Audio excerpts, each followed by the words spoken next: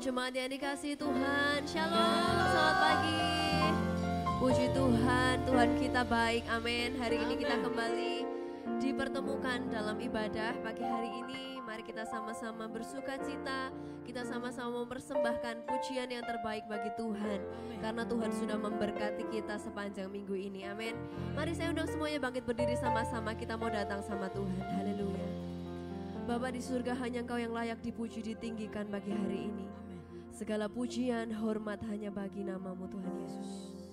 Haleluya, haleluya.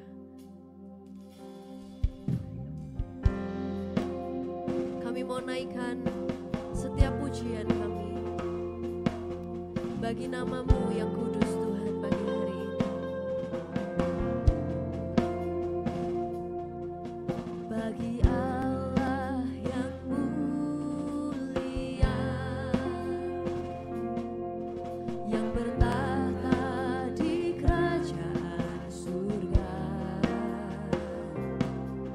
bagi anak domba Yesus Kristus Tuhan, Engkau layak disembah.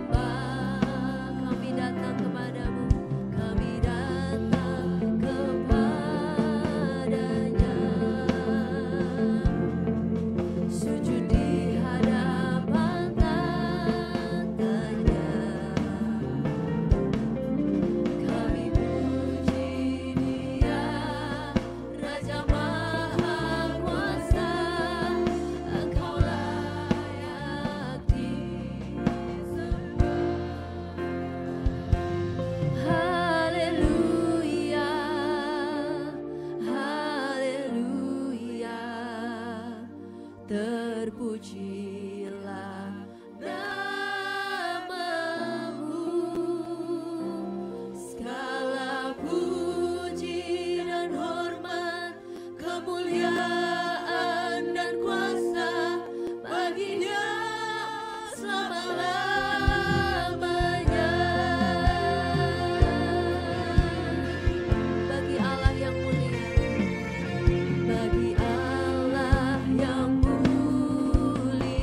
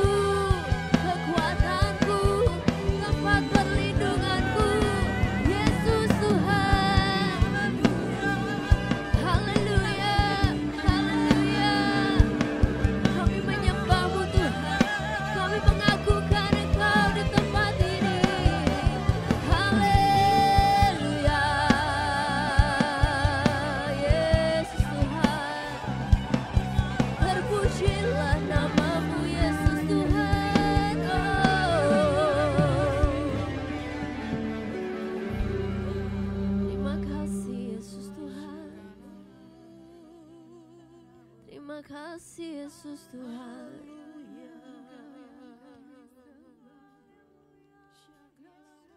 Segala pujian bagimu Tuhan, segala pujian bagimu yang layak disembah Yesus Tuhan. Kirarara maya syamararara, kimarara maya sherererarara, Yesus,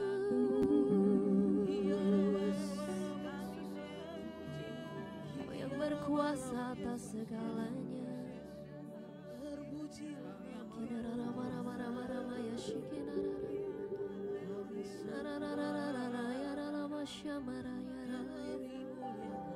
Yesus Tuhan,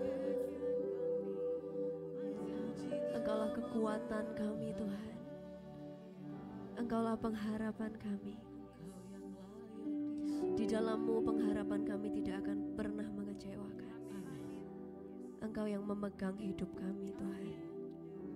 Pagi hari ini Tuhan, kami rindu bersuka cita bersorak-sorai karena kami tahu Engkau dahsyat, Engkau ajaib, dan Engkau teramat baik dalam hidup kami Tuhan. Haleluya. Mari semua yang siap bersuka cita bersorak-sorai katakan sama-sama amin. Haleluya. Saudara percaya kalau hidup kita ada di tangan Tuhan, amin. Segala sesuatu yang terjadi dalam izin Tuhan semuanya akan mendatangkan kebaikan bagi kita, amin. Haleluya.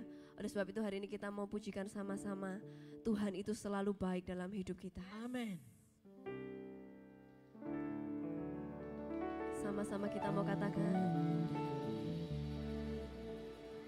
hidupku ada di tangan-Mu, Kau beri rancangan yang terindah, tak hanya yang baik saja yang ku terima, amin.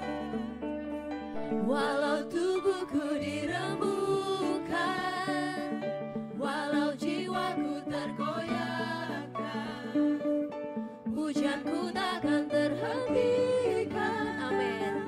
Roh-Mu yang memberi penghiburan, katakan sama-sama.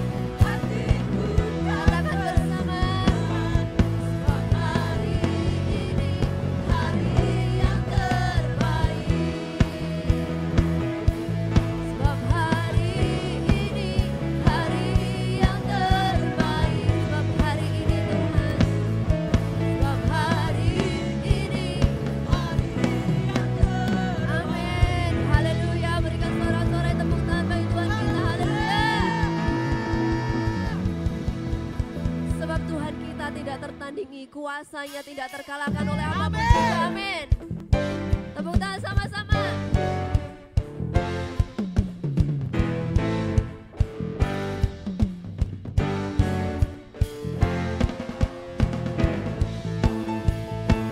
Tidak ada yang seperti-Mu Tuhan. Engkau dahsyat dan ajaib Tuhan. Haleluya.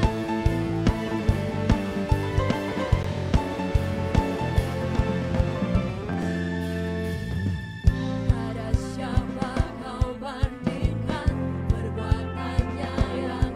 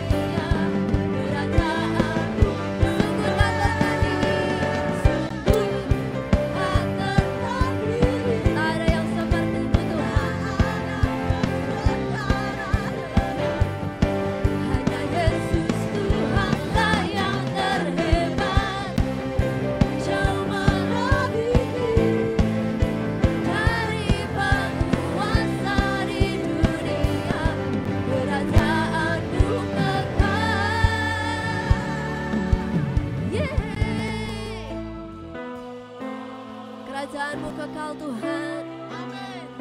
Engkau tidak terkalahkan Tuhan. Haleluya. Terima kasih Tuhan. Mari tepuk tangan sama-sama buat Tuhan.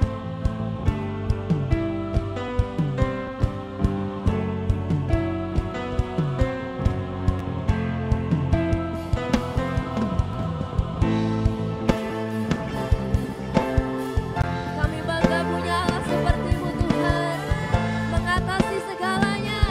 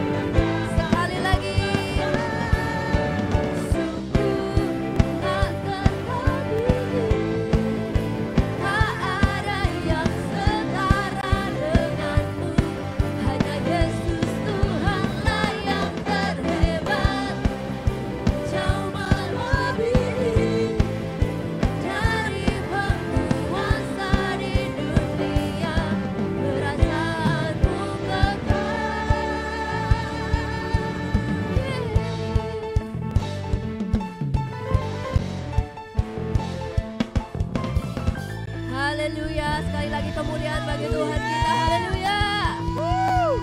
Jemaat dipersilakan untuk duduk kembali. Kita akan mempersiapkan persembahan kita yang terbaik bagi Tuhan. Dengan hormat Ibu Sulmi akan berdoa untuk kita.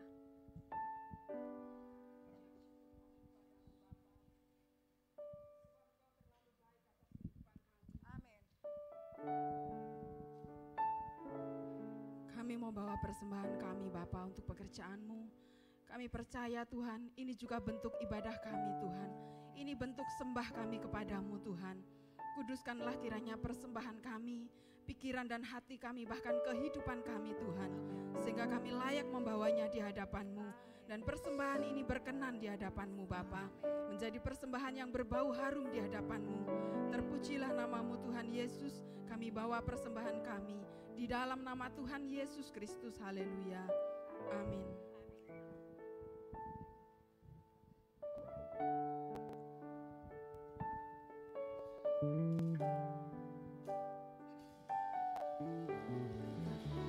Tak selalu Tuhan menjawab doa, namun Dia beri yang terbaik di waktu yang tepat.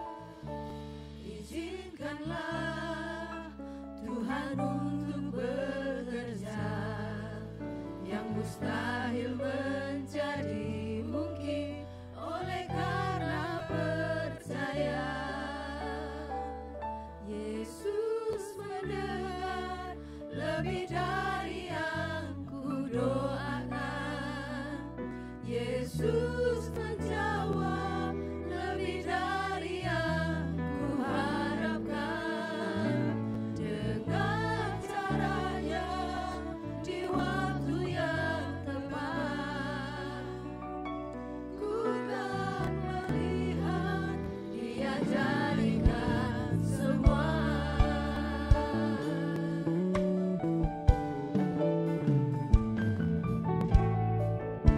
Tak selalu Tuhan menjawab doa, namun Dia beri yang terbaik di waktu yang tepat. Izinkanlah Tuhan untuk bekerja, yang mustahil menjadi mungkin oleh karena percaya. Yesus mendengar lebih dari yang kudoakan. Yesus menjawab lebih dari yang kuharapkan. Dengan caranya di waktu yang tepat, ku kan melihat Dia jadikan semua. Yesus mendengar lebih dari yang Bapak Pendeta Tony. Yesus menjawab lebih dari yang kuharapkan. Dengan caranya di waktu yang tepat, ku kan melihat Dia jadikan semua. Haleluya. Lebih dari yang kudoakan, Yesus menjawab lebih dari yang kuharapkan. Caranya di waktu yang tepat, ku kan melihat Dia jadikan semua. Saudara, sebelum kita mendengarkan firman Tuhan, ada sebuah perayaan yang sangat luar biasa, di mana ada dua keluarga yang diberkati Tuhan dan rindu memberikan berkat yang termulia, terindah dalam hidup mereka untuk kemuliaan nama Tuhan. Yaitu mereka akan menyerahkan anak-anak mereka ke dalam tangan Tuhan. Saya mengundang untuk keluarga Bernardo Gosali dan istrinya Ibu Camelia untuk bersama dengan anaknya ke depan. Ini anak yang manis akan diserahkan menjadi milik Tuhan. Dan keluarga kedua adalah Alberto Gozali dan Ibu Christina Eva. Untuk maju ke depan, mereka akan juga memberikan anak mereka, bahkan 2 anak mereka akan diserahkan kepada Tuhan. Baik, saudara multimedia boleh bantu membuka di dalam Markus pasal yang ke-10 ayat yang ke-13 mulai. Ini adalah dasar yang kita akan lakukan. Saya bertanya kepada keluarga Bernard dan juga keluarga Albert, apakah kalian sungguh-sungguh ingin menyerahkan anak ini ke dalam tangan Tuhan? Ya, oke. Dengan anggukan kepala dan perkataan ya, berarti mereka sekarang akan memberikan kepada Tuhan. Nah, kalau sudah dipersembahkan, berarti sekarang mereka bukan milik kalian lagi. Anak-anak ini akan menjadi milik Tuhan yang masa depan mereka ada dalam tangan Tuhan. Amin. Bahkan mati hidup anak ini juga ada dalam tangan Tuhan. Karena Tuhan yang memiliki, Tuhan yang akan melakukan rencananya dalam kehidupan anak-anak ini. Tapi tidak usah khawatir karena kita percaya berkat Tuhan pasti akan menyertai. Baik, kita akan membaca satu bagian dari Alkitab, Markus pasal 10, ayat yang ke-13 mulai. Ini tentang dasar kita, yaitu ketika Yesus memberkati anak-anak. Multimedia boleh membukanya. Markus pasal 10 ayat yang ke-13. Lalu orang-orang membawa anak-anak kecil kepada Yesus supaya ia menjamah mereka. Akan tetapi murid-muridnya memarahi orang-orang itu. Kemudian ayat 14, ketika Yesus melihat hal itu, ia marah dan berkata kepada mereka, biarkan anak-anak itu datang kepadaku, jangan menghalang-halangi mereka. Sebab orang-orang yang seperti itulah yang empunya kerajaan Allah. Aku berkata kepadamu, sesungguhnya barang siapa tidak menyambut kerajaan Allah seperti seorang anak kecil, ia tidak akan masuk ke dalamnya. Ayat 16, mari bersama dengan jemaat kita membaca hal ini. 2, 3, lalu ia memeluk anak-anak itu dan sambil meletakkan tangannya atas mereka, ia memberkati mereka. Saudara, di dalam Gereja Baptis Indonesia, kita tidak mengenal baptisan anak-anak atau baptisan bayi, ya. Karena baptisan itu butuh namanya keputusan. Anak-anak kecil ini belum tahu keputusan mereka perlu Tuhan, mereka orang berdosa dan butuh keselamatan. Tapi yang di dalam Gereja Baptis Indonesia bukan baptisan anak, tetapi penyerahan anak, di mana seperti yang tadi kita baca, orang-orang tua memberikan anak mereka untuk diserahkan kepada Yesus. Dan apa yang Yesus lakukan? Dia menumpangkan tangan atas anak-anak itu dan memberkati mereka. Ya, jadi hari ini kita akan menyerahkan anak dari keluarga Bernardo Gozali dan Ibu Camelia yang diberi nama Olivia Nicole Gozali, dan juga keluarga Albert dan istrinya Ibu Eva yang akan menyerahkan anak mereka Daryl dan juga Arsela Darlin. Ini akan diserahkan ke dalam tangan Tuhan. Mari kita akan datang kepada Tuhan untuk mendukung doa. Saya jemput kita semua bangkit berdiri. Mari kita bangkit berdiri bersama-sama. Haleluya Yesus Tuhan. Terima kasih, mari kita bersyukur kepada Tuhan. Ada banyak orang, ada banyak keluarga memberikan harta, keuangan, tetapi keluarga ini sedang memberikan yang terbaik dari apa yang mereka punya, yaitu anak-anak mereka. Mari kita terima sebuah perayaan ini dengan sukacita.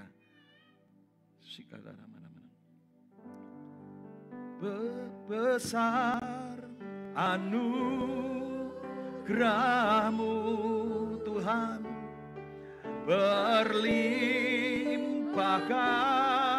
kasih-Mu, semakin hari.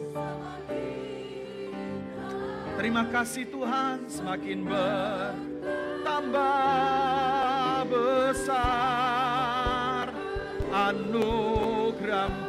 Sekali lagi katakan besar, besar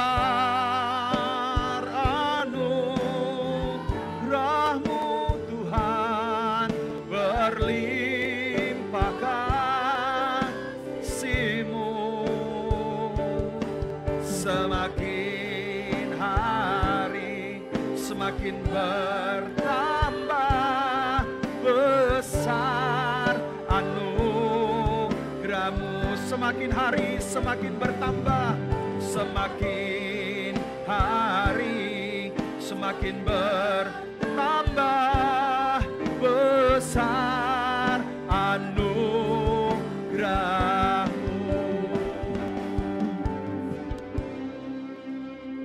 Kami menyerahkan untuk satu peristiwa yang indah ini, dua keluarga yang tahu bagaimana semua pemberian datang dari Tuhan, kembali menyerahkan berkat yang mereka terima untuk kemuliaan nama Tuhan. Berkat ini adalah berkat yang terbesar dalam hidup mereka.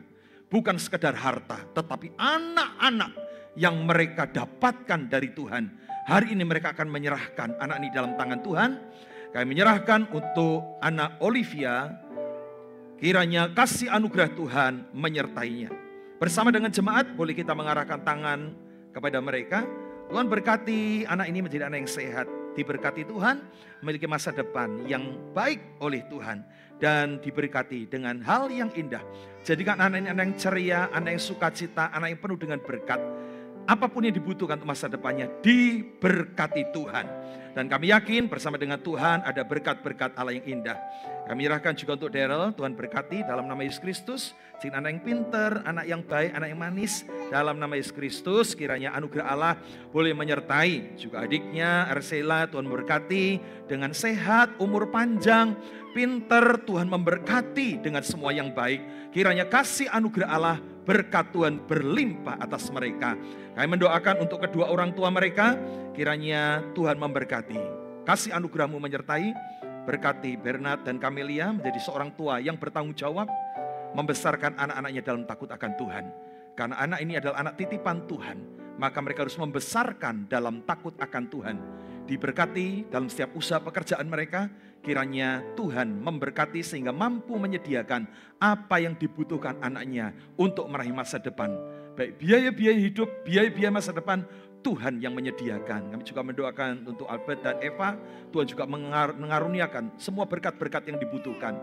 Berkati mereka dengan umur panjang, supaya mereka boleh melihat anak-anak mereka berhasil. Mereka akan bahkan melihat anak-anak dari anak-anak mereka. Tuhan memberikan pertolongan, sukacita Allah. Apapun yang mereka kerjakan, dibuat Tuhan berhasil. Terima kasih Bapa, dan hari ini kami menyerahkan mereka semua ke dalam tangan-Mu oleh berkat Allah. Di dalam nama Yesus Kristus kami berdoa. Haleluya. Amin. Jemaat dipersilakan duduk.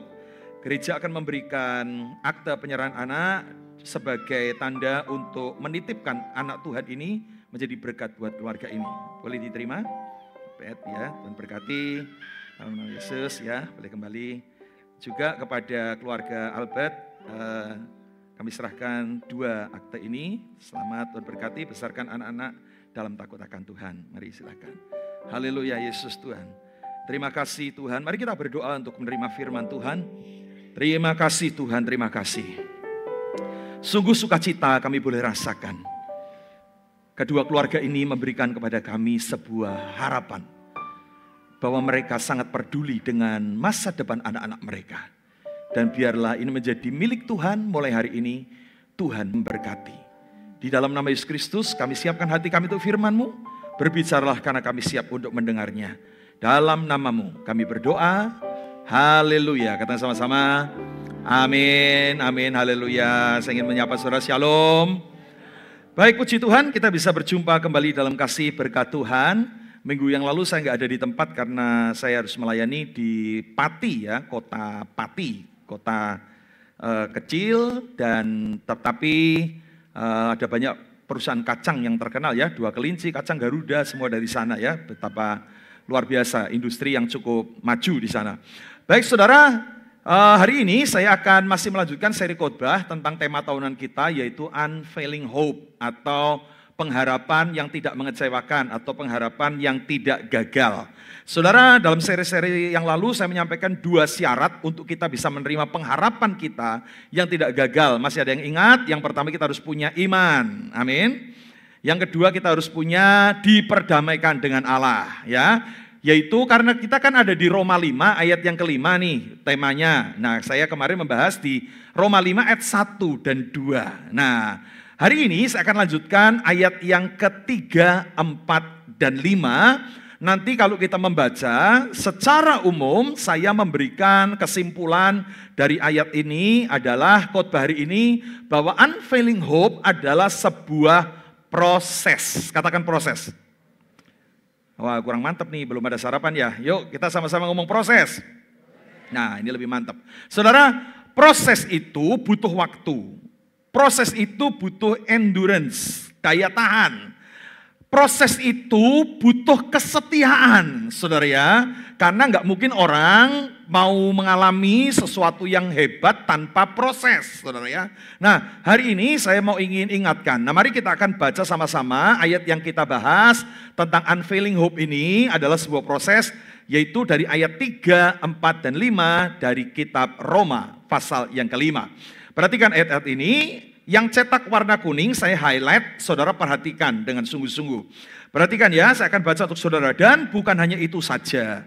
Kita, maksudnya gini ya, dan bukan hanya itu saja. Nah, bukan itu saja itu apa, saudara ya? Karena ayat 1 dan 2 yang sudah kita bahas, untuk menerima unfailing hope atau pengharapan yang tidak mengecewakan, saudara harus punya iman.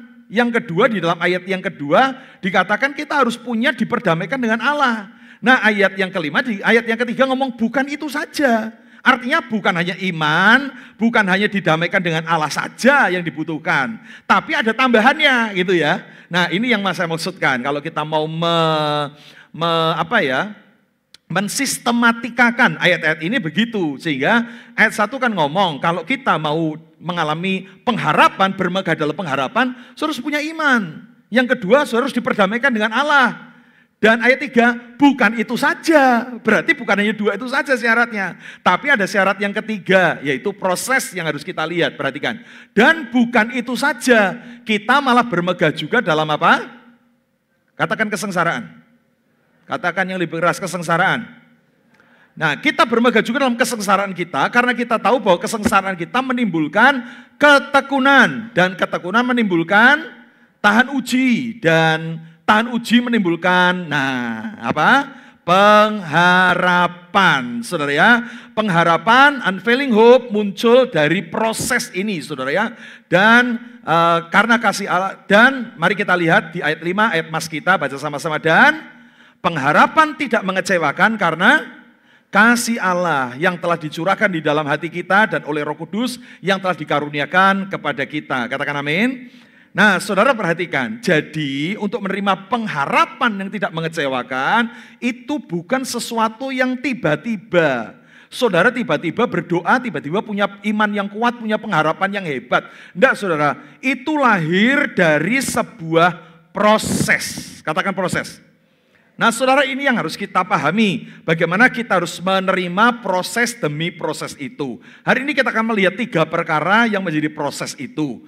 Nah, proses ini berkaitan, makanya saudara harus mengerti betul supaya ketika saudara berharap kepada Tuhan, punya pengharapan yang tidak mengecewakan, pengharapan ini tidak gagal, unfailing hope, saudara harus melewati proses ini. Proses itu apa, Pak Tony? Yang pertama sesuai dengan ayat ini. Yang pertama adalah kita harus mengalami, menerima namanya kesengsaraan. Katakan kesengsaraan.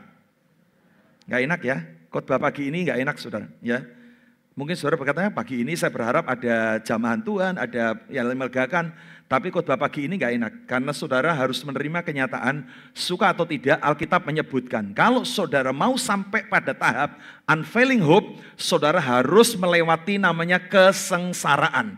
Dalam bahasa asli dipakai kata tripsesin.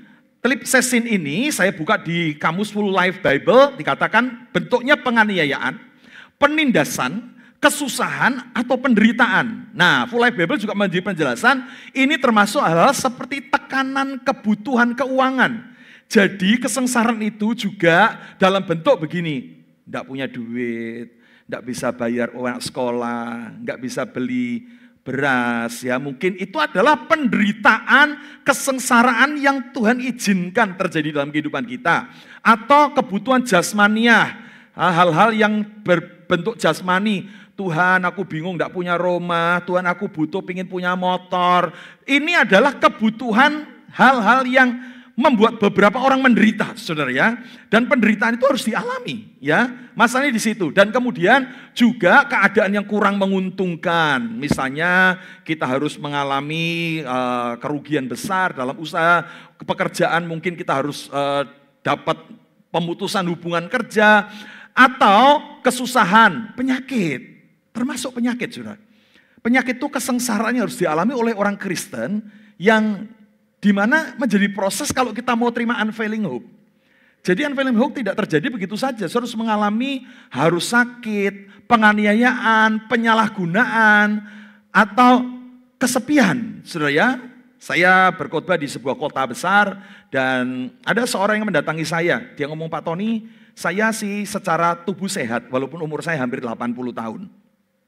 Saya sehat Pak, gak ada penyakit, saya makan apa saja masih oke. Oh puji Tuhan dong, ya kan? Dan oke, jadi saya masih sehat Pak. Oke, yang kedua, saya secara keuangan gak masalah karena anak-anak saya sukses, saya juga masih punya usaha yang masih jalan. Jadi secara keuangan saya cukup semuanya.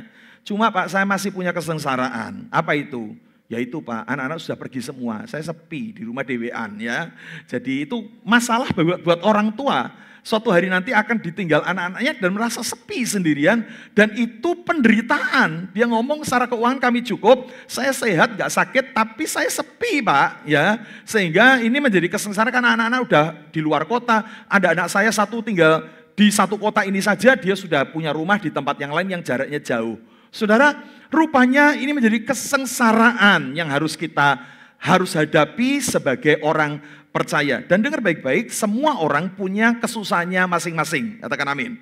Nah, tetapi kesengsaraan di sini saya ingin perjelas bahwa kesengsaraan dalam hal ini bukan karena dosa kita, tapi konsekuensi sebagai orang yang percaya kepada Yesus. Maksud saya begini, ada orang mengalami kesusahan, kesengsaraan, seolah-olah dia pikul salib, tapi kesalahannya sendiri.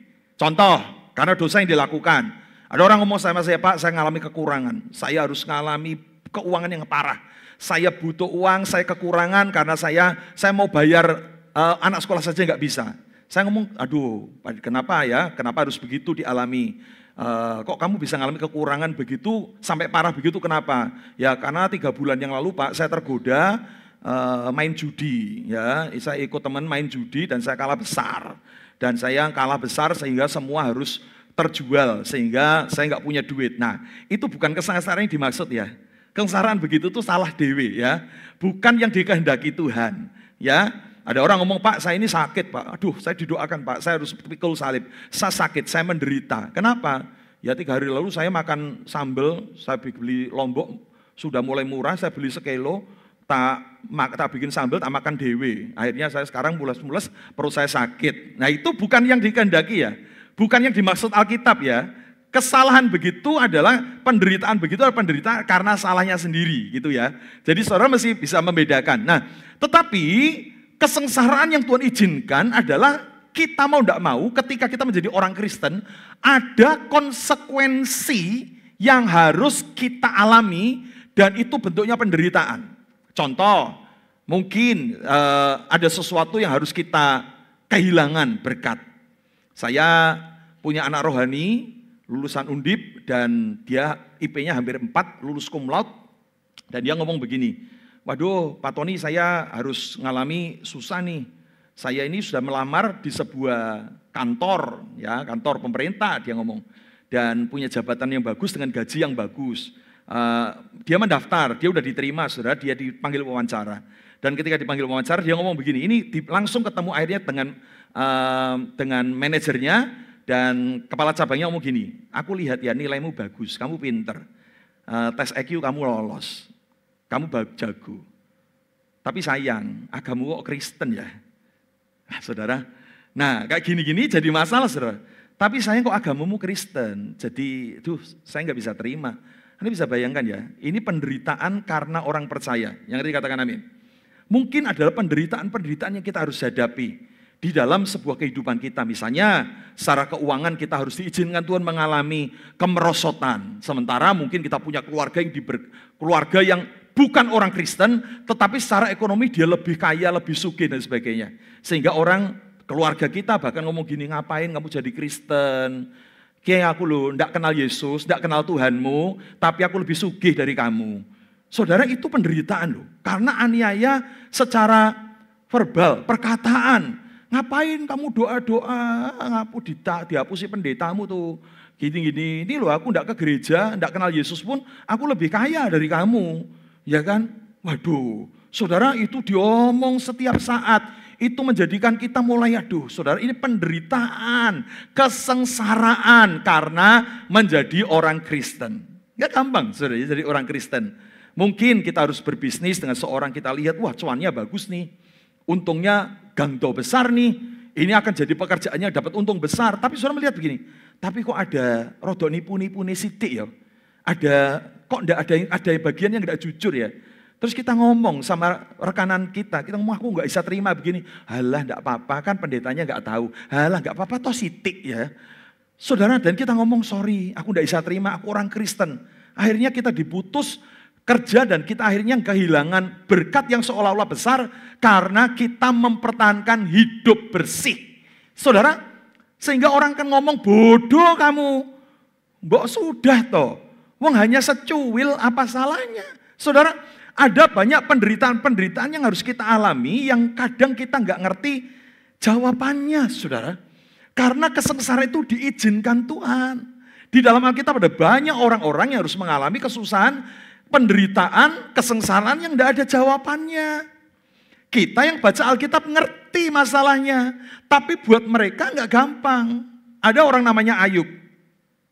Dibuka dengan sebuah kalimat di dalam Alkitab. Ada seorang di tanah Uz bernama Ayub. Orang ini saleh. Dia takut akan Tuhan. Dia diberkati menjadi orang paling kaya di daerah timur. Saleh takut akan Tuhan. Tiap hari anak-anaknya diberkati, ditumpang tangan. Ini orang tidak kehilangan sama sekali imannya. Dan suatu kali dia nggak pernah ngerti apa-apa. Tiba-tiba seluruh hartanya musnah. 10 anaknya mati dalam sehari. Kesehatannya hilang. Saudara bisa melihat. Ini menjadi sesuatu yang pasti membingungkan dan menakutkan. Kenapa? Karena nggak tahu penyebabnya. Lah ini saudara ya.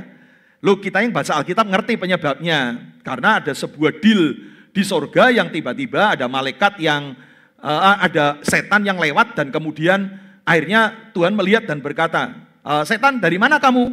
Dan setan ngomong dari keliling-keliling menjelajah bumi. Kemudian Tuhan tanya, kamu lihat gak hambaku Ayub? Setan ngomong, lihatlah.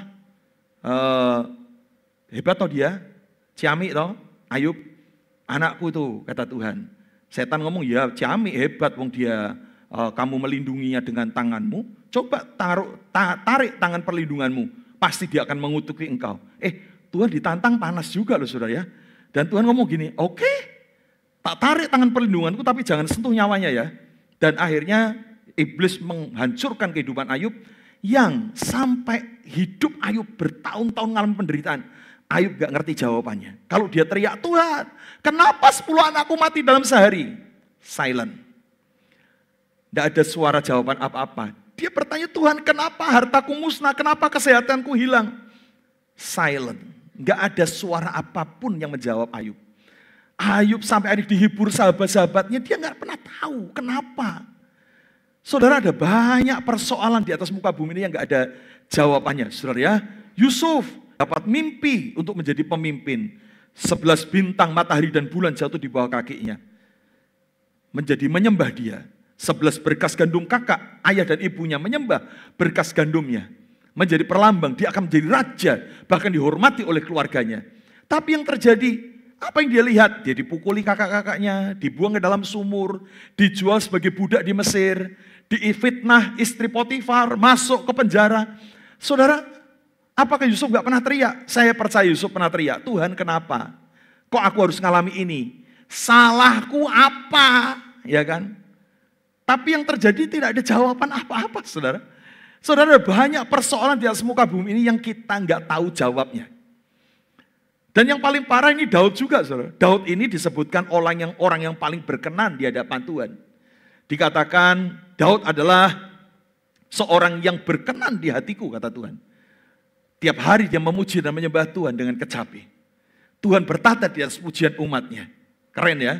Tapi lihat, Daud harus mengalami penderitaan dikejar-kejar Saul untuk dibunuh. 13 tahun dia ada dalam pelarian di padang gurun. Masuk keluar goa. Hidup dalam ancaman demi ancaman.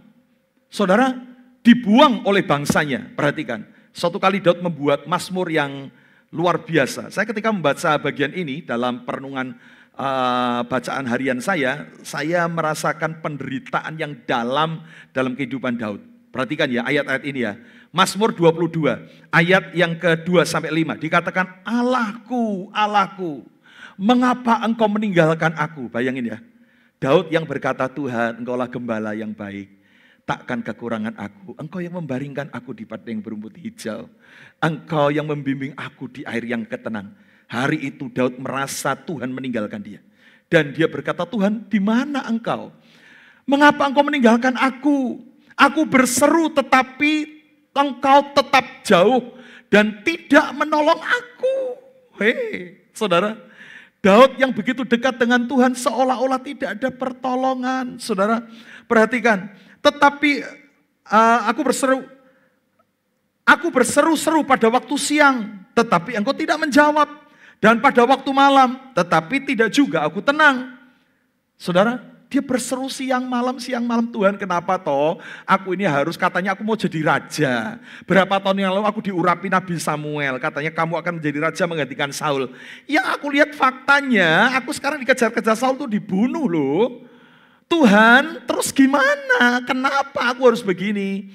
Saudara, ada banyak pertanyaan yang seolah-olah Allah terdiam dan tidak menjawab apa-apa. Saudara, bahkan lebih parah di bagian terakhir, dia ngomong begini, saudara.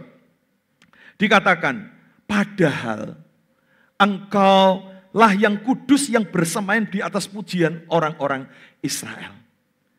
Daud sadar, Tuhan itu bertata di atas pujian umatnya. Daud tiap hari nyembah Tuhan dengan kecapi.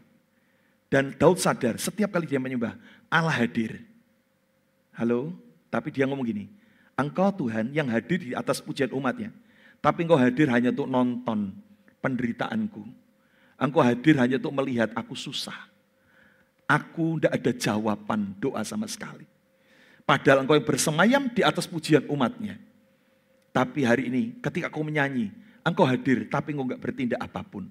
Dan yang ngeri dia bandingkan hidupnya dengan orang Israel. Kepadamu nenek moyang kami percaya. Mereka percaya dan engkau meluputkan mereka. Orang Israel berdoa berseru, engkau meluputkanlah aku. Aku doa bertahun-tahun gak ada jawaban. Saudara, berapa banyak kita harus kadang tertekan dengan penderitaan yang kita harus alami. Dan kita berseru sama Tuhan, seolah-olah Tuhan tidak menjawab apa-apa. Itu penderitaan yang dialami oleh Daud. Di mana Tuhan? Mungkin kita harus menghadapi hal yang sama. Tuhan, kenapa engkau izinkan aku sakit? Tuhan, kenapa engkau izinkan aku mengalami kekurangan? Tuhan, kau kenapa izinkan keluargaku hancur berantakan seperti ini? Tuhan, kenapa engkau izinkan, saudara? Dan ketika kau berseru, seolah-olah Tuhan enggak jawab. Dan saudara mulai bandingkan, orang lain doa dijawab, aku enggak dijawab sama Tuhan. Saudara, itu loh kadang penderitaan, kesengsaraan yang harus dialami oleh kita, saudara.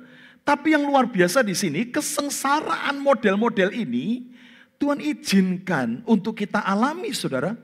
Maka saya ngomong begini ya, camkan ya, saya kasih quotes buat saudara. Tuhan tidak tertarik untuk mengangkat penderitaan kita. Dalam satu sisi Tuhan gak tertarik untuk mengangkat penderitaan kita. Karena penderitaan itu Tuhan punya tujuan bagi kita. Katakan amin. Lewat kesusahan itu, lewat kesengsaraan itu, Tuhan punya tujuan. Itu yang akan membuat kita akan mengalami namanya tujuan ini, yaitu ketekunan. Tadi dikatakan, dari kesengsaraan menghasilkan ketekunan. Dalam bahasa asing pakai kata hipomonen. Hipomonen itu saya buka dalam kamus Full Life Bible, artinya a remaining behind. Atau tetap tinggal, dalam kokoh stand firm ya. Dan a patient enduring. Sabar sampai akhir, saudara ya. Saudara, kesusahan, kesengsaraan itu akan menghasilkan yang kedua namanya ketekunan. Ya, ketekunan ini sekali lagi artinya apa sih ketekunan itu? Hipomonen itu artinya remaining behind. Saudara tetap tinggal walaupun yang tetap kuat walaupun yang lain mungkin hancur. Saudara, Saya mau kasih ilustrasi deh begini supaya kita gampang mengerti tentang ketekunan. Ketekunan ini adalah tetap tinggal, tetap kuat. Itu arti ketekunan yang sebenarnya ya, bukan tekun dalam arti saudara belajar, tekun baca buku tiap hari, bukan saudara ya. Tekun di sini artinya remaining behind, tetap tinggal. Saudara, beberapa minggu yang lalu istri saya Bu Endah pingin punya akuarium ya.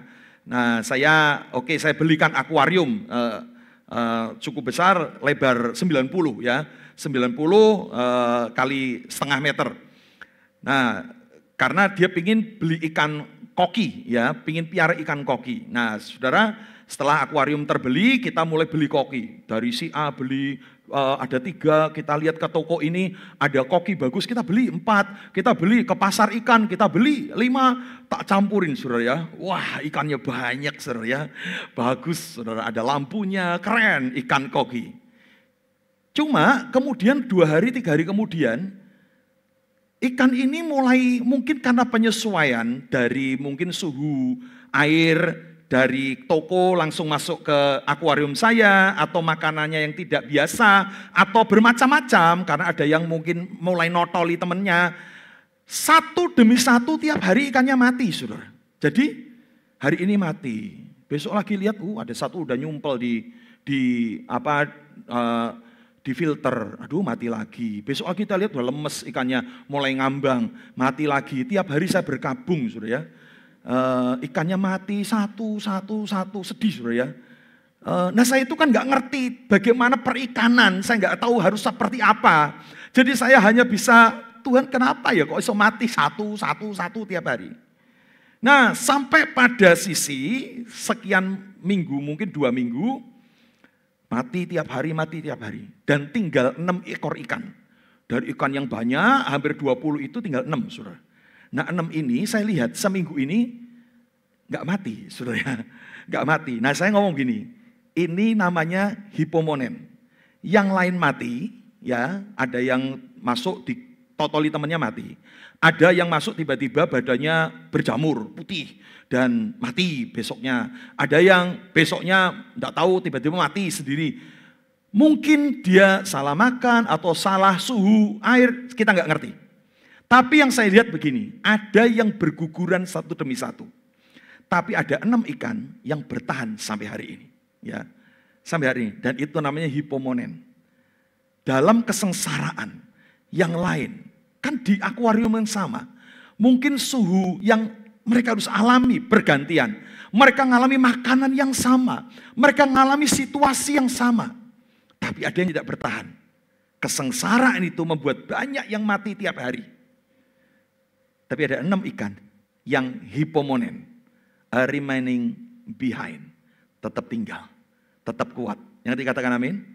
Mungkin masa-masa sulit ini ada banyak orang menyerah dengan keadaan. Kesengsaraan membuat orang meninggalkan Tuhan. Tetapi perhatikan, saudara, kesengsaraan itu sekali lagi Tuhan tidak pernah tertarik untuk mengangkat penderitaan. Wong Yesus saja harus mengalami penderitaan, saudara ya. Lah saudara ini siapa? Apakah lebih hebat dari Yesus? Yesus saja harus mengalami difitnah, dipukul, dicambuk, dikasih mahkota duri, disalibkan, ditombak. Saudara, Yesus saja harus mengalami. Dan Allah nggak tertarik loh ngangkat penderitaan itu. Yesus malamnya di Taman Getsemani ngomong, Tuhan, seandainya boleh, angkat cawan ini daripadaku. Dan Tuhan nggak cangkat tuh. Allah Bapa nggak tertarik untuk mengangkat penderitaan.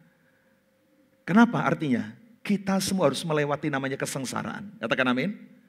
Katakan amin. Abot ya aminnya ya. Saudara, kesengsaraan itu harus kita lewati, saudara.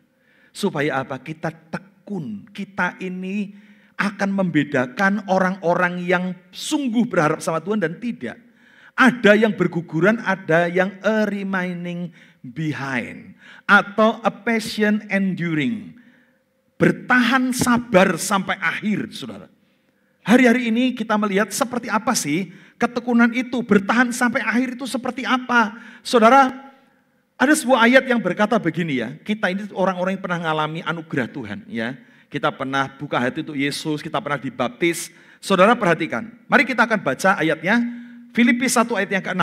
Mari baca sama-sama. 2, 3. Akan hal ini, aku yakin sepenuhnya, yaitu Ia, Yesus Tuhan, yang memulai, katakan memulai. Memulai pekerjaan yang baik di antara kamu akan meneruskannya, katakan meneruskan. Sampai pada akhirnya, pada hari Kristus Yesus. Saudara, Tuhan sudah memulai dalam diri kita. Dia yang sudah memulai, dia memproses kita lewat kesengsaraan penderitaan. Sehingga kita hari ini diminta untuk tekun, kuat, a patient enduring, tetap sabar sampai hari akhir. Perhatikan ya, Ia yang memulai pekerjaan yang baik di antara kamu akan meneruskannya. Jadi Tuhan ketika menyelamatkan kita nggak berhenti karyanya sampai situ. Maka perhatikan tanda panah ini adalah gambaran penyertaan Tuhan. Ini yang disebut dengan ketekunan. Kita yang sudah terima Yesus di daerah ini, posisi ini, Tuhan berkata, Dia yang sudah memulai, Dia akan meneruskannya sampai pada akhir dari perjalanan iman kita, saudara. Nah, hari ini kita percaya, kalau kita sudah mengalami proses daripada Tuhan, kita sudah bertekun, maka dengar baik-baik, kita ini sudah sejauh ini. Saudara jangan menyerah di tengah jalan. Katakan amin. Atau lebih parah begini, jangan menyerah di garis akhir. Saya sangat terinspirasi dengan gambar motivasi ini, saudara ya. Mungkin saudara pernah lihat ya, ada orang yang susah payah untuk mencari berlian, menggali berlian. Ini susah loh saudara, berat. Dia harus cangkul, penderitaan, kesengsaraan, lelah. Dia nggak tahu di mana ada berlian. Dia hanya cangkul. Tapi sayangnya ketika sampai di sini, mungkin hanya tinggal 2 atau 3 kali cangkulan. Des, berlian ini akan rontok dan keluar. Dia akan dapatkan. Tapi sayangnya orang menyerah di garis akhir, saudara. Maka jangan menyerah di posisi ini, eman-eman.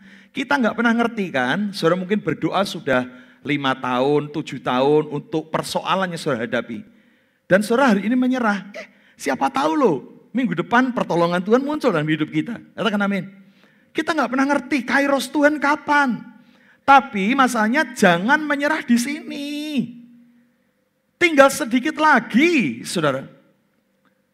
Jangan menyerah di garis akhir. Saya waktu muda pernah menjadi ketua Departemen Praise and Worship di GBI Alitia Jogja. Ya, di bawah pembinaan Bapak Pendeta Ishak Sugianto. Saya membawai tim musik singer WL yang begitu banyak. Ada seorang WL yang bagus kalau dia mimpin pujian. Kalau dia mimpin pujian, saudara, waduh, jemaat ngomong ini pemimpin pujian penuh urapan. Kalau dia mimpin pujian, hati bergejolak, bersuka cita, wah, rasa dalam hadirat Tuhan. Orang dijamah, ya. Bahkan orang ngomong kalau dia mimpin, kalau dia sudah mulai nyanyi, merinding. Saudara, merinding itu bukan standarnya urapan ya. Halo, saudara kelewat kuburan merinding juga bisa, saudara ya. Tapi itu bukan hadirat Tuhan. Tapi saya mau katakan begini. Tapi orang ini ngomong, kalau dia mimpin pujian, itu merinding ya minta ampun Pak. Keren. Saya setuju, karena saya ketua praise and worship-nya. Satu kali saya ditemui dia ngomong gini, Kok Tony saya mau konseling. Oke, saya janjian waktu dengan dia, dan akhirnya dia cerita. Dia seorang perempuan, dia ngomong gini, Kok Tony kan tahu, saya sudah melayani Tuhan sejauh ini. Saya ngomong, ya kamu salah satu WL terbaik di sini. Dan dia berkata, ya itu sebabnya saya mau ngomong nih. Ngomong apa? Saya mau pamit Kok Tony. Mau pamit apa? Enggak pelayanan. Saya tanya, berapa lama? Mau cuti? Mau keluar kota? Enggak. Mungkin selamanya. Loh, kenapa? Saya kaget kan. Dan dia ngomong, Kok Tony kan tahu umur saya udah 30 tahun lebih. Saya belum punya suami. Enggak tahu gimana kok saya rasanya jodoh itu jauh dari saya. Ya, jadi saya merasa sudah 30 tahun nih saya ikut Yesus. Saya rasa cukup lah ya. Kali ini ada satu pria yang mencintai saya dan mau meminang saya, tapi kami beda agama. Sehingga dia akhirnya menantang saya, kalau mau nikah sama saya, ikut agama saya. Saya pikir gini, kan sudah 30 tahun saya ikut Tuhan. Cukuplah ya. Kalau saya dulu ikut Yesus, saya sekarang ikut si Mas A itu ya. Si Masnya saya mau ikut ya. Saya rasa 30 tahun cukuplah. Saya ngomong sudah sejauh itu kamu bertahan. Kenapa kamu juga meninggalkan Tuhan? Saya katakan, eman. Kita nggak pernah ngerti loh. Sejauh mana hari ini, sedekat apa kita dengan mujizatnya Tuhan, kita nggak ada yang pernah tahu. Katakan amin. Kita nggak pernah tahu sedekat apa kita dengan pertolongan Tuhan. Saudara mungkin sudah bergumul, sudah bertahun-tahun. Siapa tahu. Hari ini saudara ketemu jodoh, hari ini saudara ketemu dengan orang yang bisa memberkati pekerjaanmu. Hari ini engkau bisa bertemu dengan seorang yang bisa membuka jalan untuk masalahmu. Kita nggak pernah tahu sedekat apa kita dengan mujizat. Maka dibutuhkan namanya endurance, daya tahan, tekun, katakan amin. Harus tekun, saudara. Hari ini belum ada pertolongan, nggak apa-apa lah. Ya siapa tahu bulan depan nggak ada pertolongan, siapa tahu tahun depan. Saudara harus terus bertahan, saudara. Di dalam pengharapan kita. Makanya hari ini, saudara, kesengsaraan yang kita alami untuk memberikan kepada kita ketekunan, daya tahan. Saudara, maka bertahanlah di dalam apa? Iman. Artinya, bertekun dalam iman artinya tetap setia beribadah, tetap setia berdoa, tetap setia melayani Tuhan, tetap setia menabur hal yang baik. Sampai kapan? Nggak ngerti, saudara. Yang pasti kita terus. Saya pada waktu PDS kemarin ya, Pekan Doa Sedunia, saya menyampaikan ilustrasi tentang perbuatan baik yang harus kita lakukan. Sampai kapan kita harus melakukan perbuatan baik? Saya ini terinspirasi waktu saya melihat jam dinding. Saudara. Saya lagi tidur lihat jam dinding. Saudara. Tiba-tiba Tuhan memberikan hikmat ya. Kadang hikmat Tuhan itu tidak selalu harus kita baca Alkitab. Waktu itu saya sedang mempersiapkan khotbah untuk para romo-romo untuk tentang kebaikan. Saya melihat jam dinding ini, tiba-tiba Tuhan kasih hikmat begini. Jam dinding itu kapan dia berdetak? Ketika kita beli dari toko dan memasukkan baterai di jam itu, jam itu mulai berdetak, menunjukkan waktu, memberikan kebaikannya kepada kita. Setiap saat, saudara tidur, jam dinding tetap berputar, menunjukkan waktu. Amin. Anda tinggal keluar kota 3 hari, jam itu tidak berhenti untuk memberikan kebaikan, menunjukkan waktu. Anda gak lihat jam ini, dia tetap berdetak memberikan kebaikan. Katakan amin. Demikian pula kita, saudara. Sampai kapan kita harus berbuat baik? Sampai baterai di dalamnya itu habis. Kapan jam itu mati? Ketika baterainya habis. Sampai kapan kita harus berbuat baik? Sampai kapan kita harus tetap bertahan? Beribadah, setia berdoa, melakukan kebaikan. Sampai kapan? Sampai baterai kita habis. Sampai nyawa kita gak ada lagi. Nah, itu sebabnya saya mau katakan, mumpung masih ada kesempatan. Amin. Kita nggak pernah tahu sedekat apa kita dengan mujizat. Itu yang harus kita rindukan. Jangan sampai kita di garis akhir, wah kita malah menyerah saudara. Ada seorang pelaut yang kapalnya hancur di tengah laut, di tengah badai malam gelap. Ada seorang pelaut yang masih selamat, dia terapung-apung, dia melihat ada sebuah kayu yang besar, balok, dan dia berpelukan. Dia sudah lemah untuk tubuhnya berenang. Dia hanya bergantung di balok itu. Malam dia lewati, ombak menerjang dia berjam-jam tidak pernah berhenti. Sampai akhirnya sekian jam kemudian dia lelah. Dia berkata, kayaknya aku harus menyerah. Dilepaskan pegangan. Dan dia mulai tenggelam. Mati. Yang paling menyedihkan adalah ketika besok tim SAR mencari korban. Dia menemukan ternyata si pelaut yang bergantung di kayu itu hanya tinggal beberapa puluh meter dari bibir pantai. Tapi karena gelap kan gak kelihatan saudara. Karena malam gak kelihatan, jadi dia putus asa. Padahal tinggal selangkah lagi dia sampai bibir pantai. Sayang banget ya. Saudara, mari kita akan bertahan, bertekun di dalam iman kita.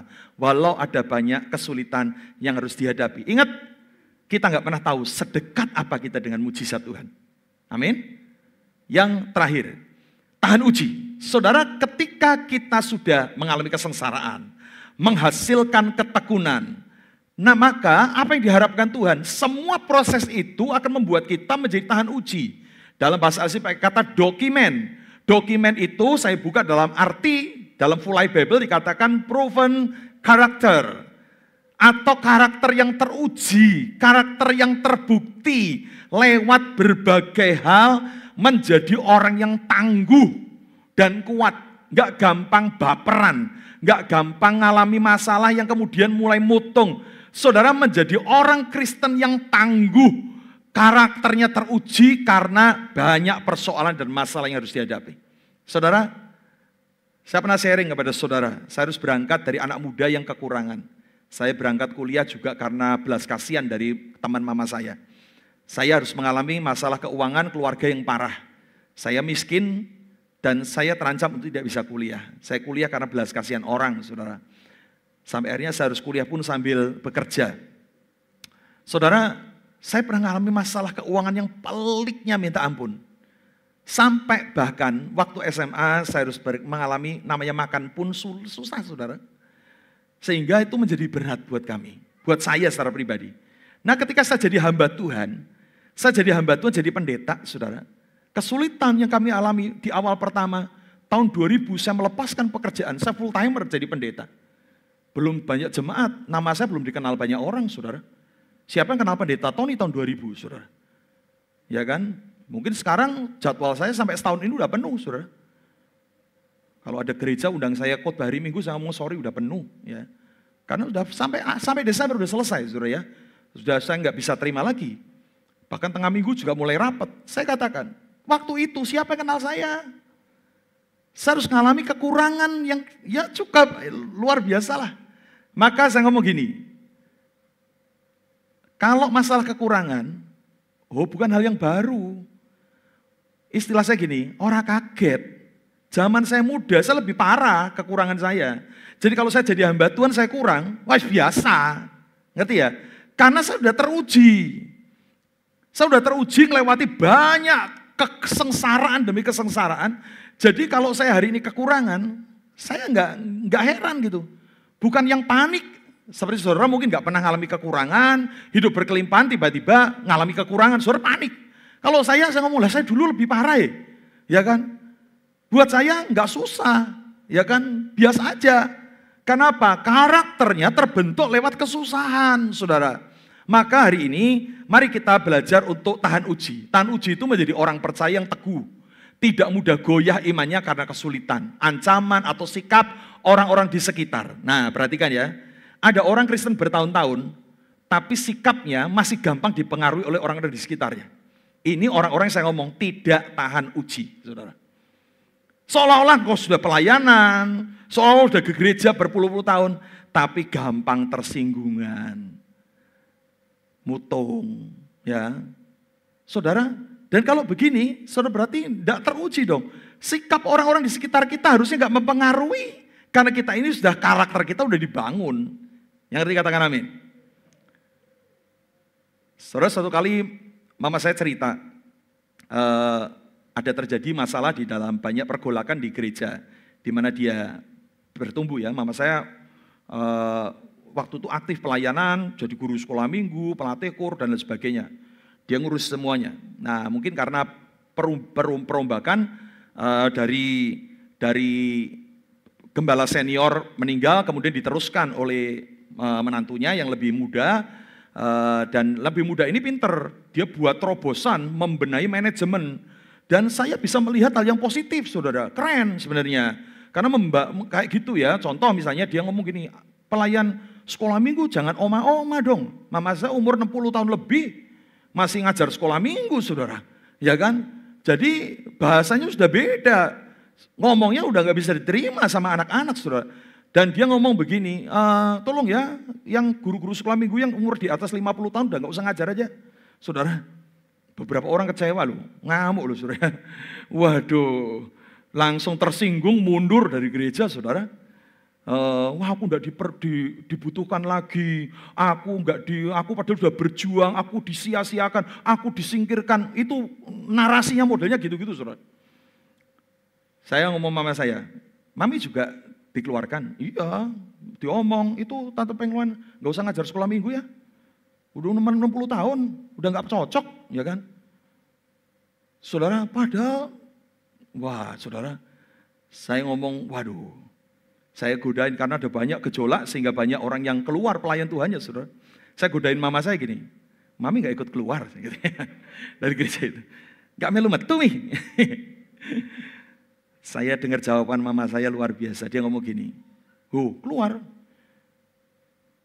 Nek menungso sing ngusir mami, ndak bakal metu. Mami akan keluar dari gereja itu kalau Yesus yang ngusir mami. Saya ngomong, andai kata jemaat kita bisa bertumbuh seperti itu ya. Kalau hanya sikap orang di sekitar membuat saya mutung, wah itu tinggal zaman. Mama saya ngomong, yang bisa ngusir mami keluar dari gereja itu hanya satu, Yesus Kristus. Kalau Yesus ngomong, kamu keluar dari gereja ini, mami keluar, ya kan? Nah, masa Tuhan Yesus mau turun hanya ngurusimu, suruh kayak gitu ya kan? Saya ngomong ini teladan iman, ini teladan iman. Katakan amin. Berapa banyak orang dengan mudah mundur dari imannya, mundur dari pelayan, mundur dari gereja. Kenapa? Gara-gara tersinggung dengan orang lain. Ini orang yang tidak tahan uji, saudara ya.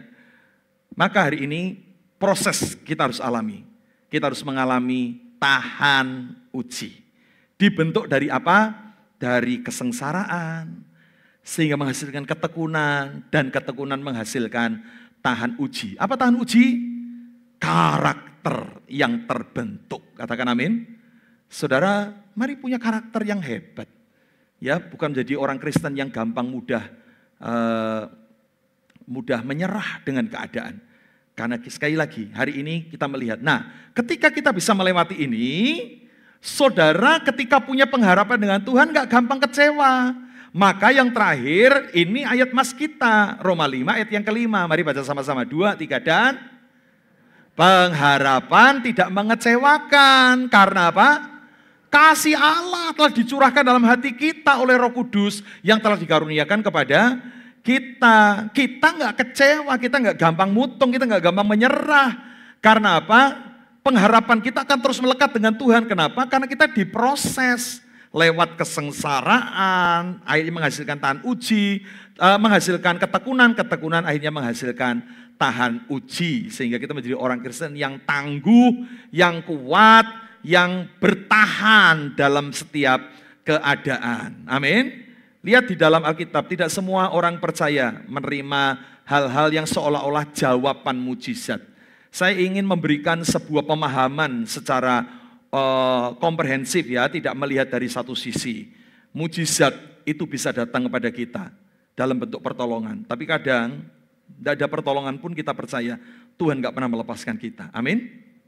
Di dalam Alkitab Kisah Para Rasul ada 2 orang yang ditangkap oleh Herodes waktu itu. Yang pertama Rasul Paulus, yang pertama Yakobus. Yakobus ditangkap dan kepalanya dipenggal. Yakobus ditangkap, dipenggal kepalanya. Yang kedua, besoknya beberapa hari kemudian Paulus ditangkap. Tapi ada mujizat. Ada malaikat datang dan membukakan pintu-pintu penjara. Saudara, mana yang lebih hebat? Paulus atau Yakobus? Semua hebat. Saudara ya. Saudara berani berkata bahwa mereka adalah orang yang, Yakobus orang yang berdosa? Oh enggak berani saya, saudara ya. Yohanes ditangkap, kepalanya dipotong, taruh di atas nampan. Saudara tanya, mujizatnya di mana? Karena konsep mujizat saudara itu pertolongan yang menurut kehendak kita, bukan kehendaknya Tuhan. Katakan amin. Yohanes itu loh, pengkhotbah hebat loh.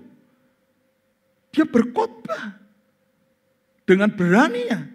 Tapi gara-gara dia khotbah dia ditangkap, kepalanya dipotong, ditaruh di atas nampan. Di mana Tuhan? Seolah-olah. Tapi disitulah lihat, ini loh gambaran.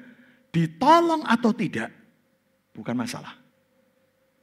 Makanya Habakuk berkata, sekalipun kambing domba terlalu dari kandang, sekalipun pohon ara tidak menghasilkan buah, sekalipun kambing domba lenyap tidak di dalam kandang, aku akan tetap beria-ria di dalam Tuhan yang menguatkan aku. Katakan amin.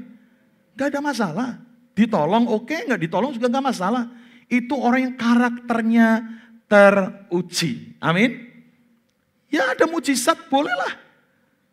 Tapi kan kita tidak pernah tahu ada mujizat atau tidak. Tapi sikap itu harus dibangun.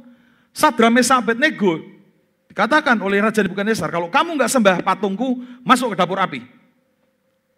Sadrak Mesak Abednego, oke. Dan sang raja menantangnya. tunjukkan kuasa Allah-Mu. Apa kata saudara Pesta Abednego? Aku ya tahu Tuhanku sanggup menolong aku. Tapi kalau dia nggak tolong aku nggak masalah. Aku tetap akan menyembah Tuhan Allahku. Katakan amin. Mujizat bukan standar. Katakan amin. Mujizat disediakan bagi orang percaya. Katakan amin. Tapi itu bukan ukuran bahwa Tuhan itu bekerja atau tidak. Karena seolah-olah tidak ada mujizat pun, kita harus tetap bertahan di dalam pengharapan kita. Amin. Mungkin kita hari ini berharap dan seolah-olah nggak muncul apa yang kita harapkan. Percayalah, Tuhan tetap bekerja dalam diri kita untuk mendatangkan kebaikan. Amin. Amin untuk firman Tuhan. Mari kita datang kepada Dia. Haleluya. Terima kasih Tuhan. Syukur ya Tuhan. Mari sejemu kita bagi diri bersama-sama. Oleh berkat rahmat anugerah Allah, biarlah kita hari ini datang kepada Tuhan. Mungkin kita harus menghadapi masa-masa sulit, tapi percayalah, Tuhan inginkan kesengsaraan itu menjadi ketekunan. Ketekunan itu menghasilkan tahan uji. Sebuah kapal tidak pernah dibuat dengan tujuan untuk bersandar di pelabuhan. Sebuah kapal dirancang dibuat untuk menyeberangi lautan yang mungkin ada badai di tengahnya. Kita dirancang bukan untuk santai-santai. Kita dirancang untuk kuat menghadapi situasi segala medan, segala keadaan. Tetap kuat dalam kesengsaraan kita bersama dengan Tuhan. Kita akan mengalami pertolongan demi pertolongan. Amin. Haleluya, Yesus Tuhan. Ku kan berdiri di tengah badai dengan kekuatan yang Kau berikan, sampai kapanpun ku kan bertahan, karena Yesus selalu menopang. Ku kan bertahan di dalam tekanan dengan kekuatan yang Kau berikan, sampai kapanpun tak tergoyahkan, karena Yesus selalu menopang hidupku. Sekali lagi katakan sepenuh hatimu, ku kan berdiri di tengah badai dengan kekuatan yang Kau berikan, sampai kapanpun ku kan bertahan, karena Yesus selalu menopang. Ku kan bertahan di dalam tekanan dengan kekuatan yang Kau berikan, sampai stand firm, tak tergoyahkan, karena Yesus selalu menopang. Sekali lagi dengan imanmu, ku kan berdiri di tengah badai dengan kekuatan yang Kau berikan, sampai kapanpun ku kan bertahan, karena Yesus selalu menopang. Ku kan bertahan di dalam tekanan dengan kekuatan yang Kau berikan, sampai kapanpun tak tergoyahkan, karena Yesus selalu menopang hidupku.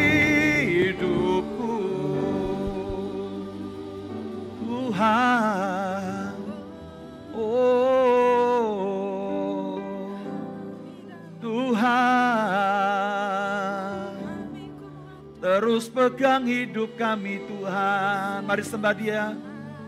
Biarkan Dia memberikan kekuatan kita, bahkan di tengah-tengah badai kesengsaraan kita. Haleluya. Oh, Yesus pegang erat tanganku, ku tak dapat hidup di luar kasih-Mu. Bapa, jangan tinggalkan aku, Engkau alasan selama ku hidup. Oh Yesus, pegang erat tanganku, ku tak dapat hidup di luar kasih-Mu. Bapa, jangan tinggalkan aku, Engkau alasan selama ku hidup. Boleh sekali lagi dan sepenuh hatimu. Bapa, pegang erat tanganku, ku tak dapat hidup. Bapa, jangan tinggalkan aku, Engkau alasan selama ku hidup. Engkau alasan selama ku hidup. Engkau alasan selama ku hidup. Haleluya. Kami akan tetap teguh berdiri bahkan di tengah badai yang berkecamuk. Mungkin kami seolah-olah tidak melihat jalan itu. Mungkin yang kami lihat ketika menengadah ke atas, kami hanya melihat awan yang gelap menaungi hidup kami. Tapi hal itu tidak akan membuat kami hilang iman kami, bahwa di balik awan yang gelap masih ada matahari. Matahari tidak hilang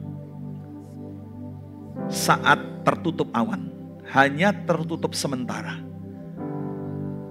Tapi suatu saat awan itu akan beralih dan kami boleh melihat kembali matahari. Sehingga disitulah kami boleh berkata, unfailing hope. Pengharapan kami gak sia-sia. Pengharapan kami tidak mengecewakan. Kami yakin bahkan Engkau memberikan bonus pelangi sehabis hujan. Terima kasih Bapa untuk berkat-Mu, firman-Mu termeterai dalam hati kami. Di dalam nama Yesus Kristus kami siapkan hati kami untuk menerima perjamuan kudus-Mu. Haleluya. Amin. Silakan duduk, persiapkan perjamuan kudus-Mu. Anda bisa membuka roti dan boleh membacanya. Ayat yang ada di roti itu berulang-ulang menjadi ayat mas tahunan kita, ayat mas bulanan kita. Dan saudara persiapkan dengan baik. Nanti kita akan berdoa. Baik yang sudah membaca dan membuka dan mempersiapkan, saya akan mendoakan. Mari kita berdoa bersama-sama. Bapa, di dalam nama Yesus Kristus, Engkau urapi dan ubah roti dan anggur di tangan jemaat maupun para pelayan Tuhan. Ubah menjadi sakramen perjamuan tubuh dan darah-Mu. Muati dengan kuasa ilahi sehingga kami yang makan dan minum perjamuan kudus ini, kami mengalami kuasa Tuhan yang hebat. Kami yang sakit disembuhkan. Kami kekurangan dicukupi. Kami akan mengalami kuasa kebangkitan Tuhan. Bangkit dari hidup lama kami yang sia-sia. Terima kasih Bapa. Kuduskan dan ubah roti dan anggur ini menjadi sakramen tubuh dan darah Yesus. Amin. Sejenak kita bangkit berdiri bersama-sama. Angkat roti di tangan kanan kita. Dan sebelum kau makan roti ini, dengar apa kata firman Tuhan. Yohanes pasal 6 ayat yang ke-50 berkata, inilah roti yang turun dari sorga. Barang siapa makan daripadanya, ia tidak akan mati. Apakah saudara percaya ini adalah tubuh Kristus yang terpecah untuk dosa kita? Sesuai firman Tuhan, apakah kau percaya? Engkau makan tubuh Kristus ini, engkau tidak akan mati. maka engkau akan hidup kekal selama-lamanya bersama dengan Tuhan Yesus. Pecahkan roti ini. Mari kita makan bersama-sama dalam nama Yesus.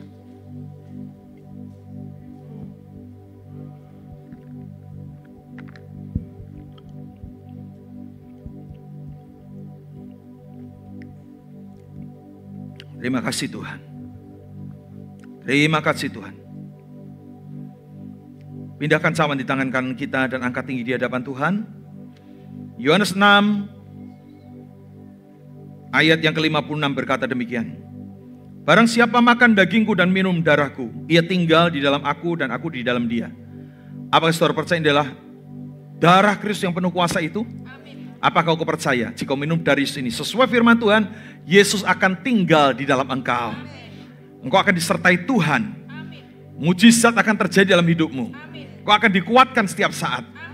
Bahkan penyakitmu disembuhkan Tuhan. Penderitaanmu akan diganti dengan kesukaan. Apakah kau percaya sebuah mujizat dan berkat yang besar?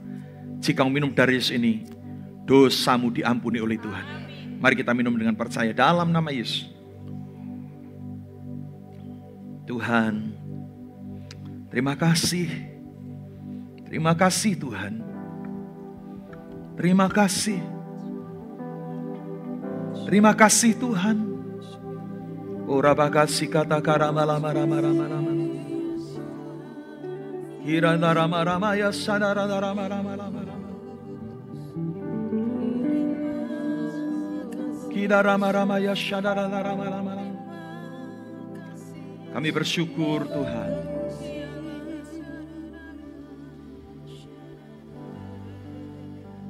Saya minta Ibu Iin akan berdoa untuk firman Tuhan yang sudah kita terima dan juga berdoa mengucap syukur untuk perjamuan kudus yang sudah kita terima. Sungguh kami mengucap syukur kepada Tuhan yang hidup, Allah yang mengasihi kami, Allah yang berkenan memilih kami menjadi milik-Mu. Amin. Terima kasih Tuhan buat Terima firman kasih. yang menguatkan kami. Amin. Sekalipun kami berjalan di dalam penderitaan, dalam kehidupan kami tidak pernah ditinggalkan. Ora bakasi kata Tuhan karama Allah lama. yang setia itu menopang kami. Amin. Tuhan yang membawa kami bertekun di dalam penderitaan kami. Amin. Tuhan yang memberi kami kemenangan. Yes. Tuhan yang memberi kami kekuatan untuk bangkit. Amin. Tuhan yang mendatangkan segala kebaikan. Haleluya, Karena itu kami Yesus. tidak mau menyerah Tuhan. Amin. Kami mau terus berjalan bersama dengan Yes. Engkau. Kami juga bersyukur telah diingatkan Tuhan bahwa kematian-Mu menjadi bukti dari kasih-Mu. Amin. Dan kami menikmati perjamuan itu hari ini. Engkau tinggal di dalam kami dan kami mau terus di dalam Tuhan. Amin. Terima kasih Bapa. Kekuatan yang dari Tuhan akan membuat kami terus berjalan bersama dengan Engkau dan mengalami kemenangan. Yes. Terpuji nama-Mu Bapa dan setiap kami yang percaya mau berkata. Amin. Haleluya. Silakan duduk. Saudara, masih bangkit berdiri aja. Sorry. Kita akan mengucapkan pengakuan iman Gereja Bethel Indonesia sebelum kita duduk. Mari. Kita akan mengucapkan pengakuan iman GBI. Aku percaya bahwa Alkitab adalah Firman Allah. Allah yang esa itu Tritunggal adanya. Yesus yang lahir, mati, bangkit, naik ke surga adalah Juru Selamat, pengantara kita dan Raja segala Raja. Manusia berdosa harus bertobat dan beriman agar diampuni, dibenarkan dan dilahirkan baru, lalu dibaptis secara selam dan hidup suci. Bahasa roh adalah tanda awal baptisan Roh Kudus. Gereja melakukan perjamuan kudus dan meyakini kesembuhan ilahi. Tuhan Yesus akan datang kembali, ada kebangkitan tubuh, kerajaan 1000 tahun, hukuman kekal, dan hidup kekal. Amin. Silakan duduk. Saudara, saya sebagai gembala mengucapkan selamat ulang tahun yang berulang tahun pada bulan Januari kemarin ya, oleh anugerah Tuhan, umur panjang kiranya ada dalam kehidupan kita, ada begitu banyak nama di sini. Ada Yanuar, ada Iwan, ada Ibu Widiarti, ada Desi, Vanuel, dan banyak sekali. Dan ada ulang tahun pernikahan juga. Kiranya kasih anugerah Allah boleh senantiasa tercurah dalam bentuk cinta kasih suami istri dan juga orang tua terhadap anak, anak terhadap orang tua. Nanti kita akan mendoakan untuk nama-nama ini. Saudara bisa perhatikan jika ada yang saudara kenal, boleh nanti bisa mengucapkan jika terlewatkan ya. Oleh berkat Tuhan, kiranya Tuhan memberkati kita semua. Saudara, satu lagi yang menjadi penekanan pengumuman kita, hari Kamis kita akan liburkan untuk ibadah Pastor Message karena kita akan ada upgrade L1 ya. Ini program dari Departemen Pengajaran Ibu Lani minta kita untuk mengupgrade ya, khususnya mempersiapkan pemimpin. Saudara, L1 itu adalah leader one ya. Leader one itu adalah pemimpin departemen. Jadi ketua wanita, ketua sekolah minggu, ketua musik, ketua remaja, ketua kor, ketua tent maker, macam-macam ya. Pokoknya ketua-ketua itu akan diundang untuk kita akan meeting bersama hari Kamis mulai jam 8:30 dan kemudian kita akan dalam acara itu kita upgrade ya untuk diberikan seminar basic leadership training ya, sehingga kita boleh berjalan dengan baik. Khususnya besok akan dipersiapkan untuk mereka mempersiapkan pengganti ya, karena di gereja kita jabatan L1 itu hanya 2 tahun ya, 2 tahun mereka boleh tetap bertahan, belum ada pengganti, dengan alasan belum ada pengganti tapi hanya 1 kali ya. Jadi besok ini mungkin tahun depan sudah akan berakhir masa periode mereka, sehingga mereka harus mempersiapkan pemimpin-pemimpin yang baru ya. Jadi saudara dukung dalam doa supaya mereka ini adalah orang-orang kunci di gereja ini yang akan terus melakukan hal yang baik dalam setiap departemen ya. Kira Tuhan memberkati. Jadi hari Kamisnya kita akan libur Pastor Message, dan hari Minggu kita ada sedikit ornamen lampion ya untuk mempersiapkan. Mungkin besok akan ditambah-tambahi dikit ya, beberapa ornamen ya. Tapi pastinya bukan tambah liong ya, tambahi naga-naga enggak lah ya. Kita akan ornamen saja. Nanti kita akan karena hari Sabtu itu udah Imlek ya, dan kita hari Minggu jangan lupa ibadah ya kan. Sebelum saudara keliling untuk mendapatkan angpau kiri kanan, saudara ibadahlah dulu, dapat berkat dari Tuhan. Nyatakan amin. Nah saudara, ibadah kita besok akan bernuansa Imlek, walaupun ya mungkin sebagian besar kita juga tidak merayakan Imlek secara khusus, tapi nggak apa-apa lah, biar lebih sedikit seru gitu ya, ada suasana yang baru ya, khususnya bagi orang-orang yang Chinese boleh lebih merasa, wah ini dia ya, ada ibadah yang khusus yang akan memberkati. Boleh bawa teman, boleh bawa keluarga, dan kita akan menerima firman Tuhan juga masih bicara tentang, kan Imlek itu tahun baru ya, Chinese New Year ya, jadi tahun baru. Nah saya akan khotbah tetap dengan tema Unveiling Hope ya, jadi kita tidak secara khusus menerima ini menjadi tahun naga ya, tapi kita tetap berkata ini tahun pengharapan kita. Amin. Nah itu yang akan kita boleh isi dengan hal yang lebih baik. Oke, saya jemput kita bangkit berdiri bersama-sama untuk mengakhiri sebelum nanti saudara menerima pengumuman-pengumuman yang lain ya. Kita akan akhiri ibadah kita dengan doa. Bapak terima kasih untuk ibadah pagi ini, semua kami persembahkan untuk Tuhan. Berkati jemaat yang dengan setia beribadah, berkati para pelayan Tuhan yang sudah melayani, bahkan mempersiapkan diri dari hari Jumat. Mereka sudah berlatih, mereka mempersiapkan diri. Banyak pengorbanan yang mereka kerjakan, baik waktu, tenaga, pikiran, bahkan keuangan. Tapi kami yakin Tuhan bukan pribadi yang mau berhutang kepada kami. Tuhan pasti akan membalas jerih lelah kami. Berkati tim Praise and Worship, WL, singer, pemusik, multimedia, ushers, semua kami serahkan dalam tangan Tuhan. Siap investasi mereka untuk melayani, diberkati oleh Tuhan. Dan kiranya kasih anugerah juga melimpah buat jemaat yang dengan setia hadir. Tuhan juga akan berikan berkat-berkat yang indah. Jika ada dalam pergumulan dalam minggu ini, Tuhan yang memberikan tuntunan dan jalan keluar. Sediakan mujizat bagi kami Tuhan. Terima kasih Bapa. Oleh berkat rahmat anugerah Allah, kami juga mendoakan untuk bangsa Indonesia menjelang tanggal 14 Februari, pemilihan presiden dan wakil presiden. Kiranya Tuhan memberikan kepada kami ketentraman, damai sejahtera. Situasi akan semakin teduh dan semakin baik, bukan semakin memanas. Dan kami akan menerima setiap keputusan Tuhan. Siapapun pemimpin yang ditetapkan, kami percaya itu adalah wakil Tuhan. Kami orang Kristen harus tunduk kepada otoritas. Kami percayakan, biarkan Tuhan yang memilihkan bagi kami. Tuhan memberkati. Kiranya semua pasangan calon presiden dan wakil semua diberkati oleh Tuhan. Para pendukungnya juga diberikan ketentraman dan keteduhan. sehingga tidak terjadi kerusuhan yang kami takutkan. Tuhan memberkati semuanya oleh berkat Allah. Angkat kedua tanganmu, terimalah berkat yang menjadi bagianmu. Kami juga mendoakan mereka yang berulang tahun serta ulang tahun pernikahan, kiranya umur panjang, cinta di dalam keluarga mengalir berlimpah-limpah, sehingga kami boleh menikmati sorga di bumi ini di dalam keluarga kami. Terima kasih Bapa, dan inilah berkat yang Tuhan sediakan bagimu. Terima dengan iman. Tuhan memberkati engkau dan melindungi engkau. Tuhan menyinari engkau dengan wajahnya dan memberi engkau kasih karunia. Tuhan menghadapkan wajahnya kepadamu dan memberi engkau damai sejahtera. Dalam nama Yesus Kristus, pengharapanku hanya pada Yesus yang tak pernah mengecewakan. Pengharapanku yang tak pernah gagal, harapanku kan menjadi nyata.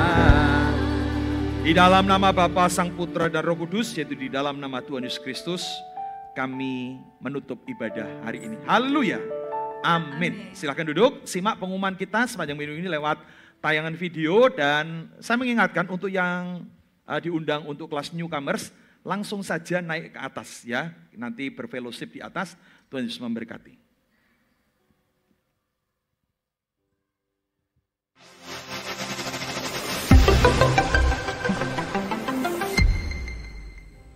Shalom. Kaos tema tahunan kita, Unveiling Hope, sudah tersedia loh. Pre-order dibuka sampai tanggal 25 Februari 2024 dengan harga Rp90.000. Bagi jemaat yang ingin memesan, dapat menghubungi kontak person yang tertera atau melalui infodesk. Yuk buruan pesan sekarang. Mengundang para wanita GBI Aletheia Magelang untuk hadir dalam Komsel Soul Sister. Untuk bulan ini, Komsel Kota dan Komsel Kabupaten akan digabung ya, dan akan dilaksanakan pada hari Selasa tanggal 6 Februari 2024 pukul 18 di rumah Ibu Endah. Mari hadir dalam persekutuan yang erat, bertumbuh bersama melalui Soul Sister. Sehubungan dengan adanya rapat Leader One yang akan dilaksanakan pada hari Kamis tanggal 8 Februari 2024, maka untuk ibadah Pastor Message minggu ini diliburkan. Ibadah Youth tanggal 10 Februari 2024 diliburkan. Sampai jumpa kembali di tanggal 17 Februari 2024 ya guys. Jangan lewatkan ibadah spesial Imlek Minggu tanggal 11 Februari 2024 dengan tema Unveiling Hope di setiap jam ibadah bersama Bapak Pendeta Tony Subiantono. Dalam rangka ulang tahun Youth Faith Fighter yang ke-14, kami mengundang kamu yang berusia SMP sampai SMA untuk dapat ikut menabur kebahagiaan dan kebaikan yang akan dilaksanakan pada hari Sabtu tanggal 16 Maret 2024 pukul 8 di Gria Kasih Orphanage Victory. Bagi teman-teman youth yang ingin ikut ke panti asuhan, dapat menghubungi Saudari Caca. Kami juga membuka untuk saudara yang ingin menabur, dapat berupa barang-barang pantas pakai atau memberikan dana, dapat menghubungi Saudari Jessica. Halo, bagi kamu yang ada di usia kuliah, kerja, dan belum menikah, yuk gabung di acara Komsel Hangout with Core yang akan dilaksanakan pada hari Selasa tanggal 6 Februari 2024 di Tetra Coffee pukul 18. Sharing kali ini akan dipimpin oleh Saudari Esther. Jangan lupa datang dan ajak teman-teman lainnya ya. See you! Komsel ATM akan diadakan pada hari Rabu tanggal 7 Februari 2024 pukul 18.30 bertempat di rumah Pak Niko dan Bu Yani. Mari bergabung dan saling berbagi, menguatkan satu dengan yang lain.